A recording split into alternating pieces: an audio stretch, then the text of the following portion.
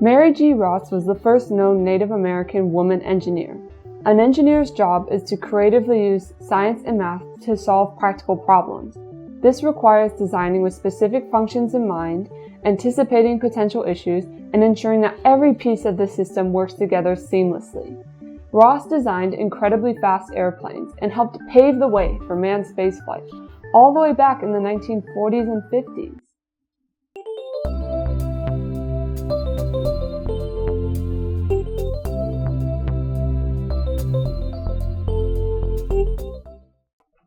Ross was born in Park Hill, Oklahoma, and was a member of the Cherokee Nation.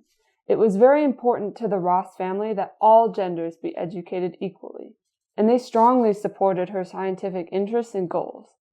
In fact, her hometown was the original site of the famed Cherokee Female Seminary, the first women's institution of higher education west of the Mississippi. After earning her bachelor's degree in math from Northeastern State Teachers College in 1928, Ross spent many years teaching math and science in rural Oklahoma and at a Native American boarding school. During this time, she earned her master's degree by taking classes in the summers, and she completed her degree in 1938. In 1942, during World War II, Mary was hired by an aeronautics company called Lockheed. During the war, she mostly designed fighter planes. At the same time, she also helped solve numerous design issues involved with high-speed flight. She assisted in the troubleshooting of the P-38 Lightning, a fighter plane that came close to flying faster than the speed of sound.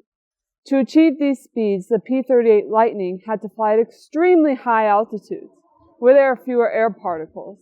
This means that there's lower air pressure than we feel on the ground. This caused engineers to worry that the plane would collapse during dives due to the high speeds and differences in atmospheric pressure.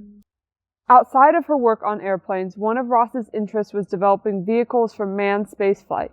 Keep in mind, this was more than 20 years before people went to the moon. Many of the obstacles related to manned spaceflight are the same she had already encountered when working on airplanes. Most importantly, airplanes are designed to both take off and land. Previous space missions, which were concerned with launching satellites into space, did not have to worry about bringing the craft back.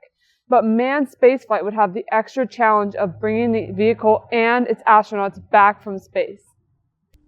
Where would you start if you were an engineer and it was your job to get astronauts into space and then back home again? Feel free to pause the video and puzzle this out. Let's think creatively about what kind of vehicle you would need. First, you should think about making sure the vehicle can withstand high speeds and low atmospheric pressure. Additionally, the Earth's atmosphere allows us to breathe and protects us from much of the sun's radiation. So you need to be sure that your astronauts can breathe and are protected from ultraviolet, X-ray, and gamma radiation.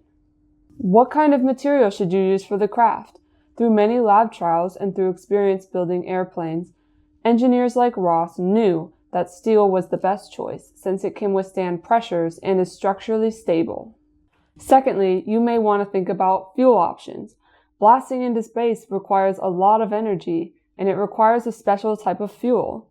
But liquids are heavy, and every single kilogram counts against you when you are trying to make it into space. We should consider alternatives like solid fuel or solar panels once we're in space, and we should do our best to shed any extra weight that we can. This is why some pieces of rockets are designed to fall off during the launch. Finally, your astronauts need to come back to Earth eventually. This means that you have to design a re-entry craft that is capable of withstanding the intense friction and heat generated by falling through the Earth's atmosphere.